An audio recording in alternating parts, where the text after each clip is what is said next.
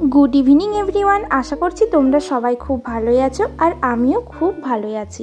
আজকে সন্ধেবেলা দেখো, আজকে একটা বিয়ে বাড়িতে এসেছি। আমি, মা, বাবা আর বাড়ির প্রায় সবাই এসেছিল, একসঙ্গে সবাই এসেছি বিয়ে বাড়িতে।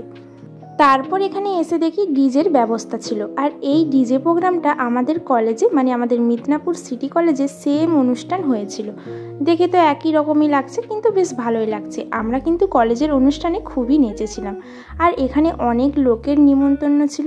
শুধু খাওয়ার জায়গাটা দেখো, এতটাই ভিড় কি বলবো তোমাদের। পুরো মনে হচ্ছে যেন মেলা বসেছে। এখানে 2500-এর বেশি, প্রায় 4000-এর কাছে লোকজনের নেমন্তন্ন ছিল, তাই খুবই ভিড় রয়েছে। যদিও খাওয়ার জায়গাটা অনেকটা বড় ছিল, কিন্তু এই গরমের মধ্যে অনেক লোক থাকার জন্য জায়গাটা মনে হচ্ছে খুবই ছোট। আর সবাই এত পরিমাণে ভিড় ঠেলাঠেলি করছে কি বলবো তোমাদের। যতই ভিড় থাকুক আর গরম লাগুক, আমি কিন্তু ছবি আর ভিডিও করেই যাব, কারণ এখানে লাইটটা পড়েছে, খুবই সুন্দর ছবি আসবে। তাই ভিডিও আর ছবি তুলছিলাম। তারপরে আমরা খেতে বসে পড়লাম। মেনুতে অনেক কিছু ছিল, চলো খাওয়া যাক এখন, তারপরে তোমাদের সঙ্গে আবার কথা বলছি।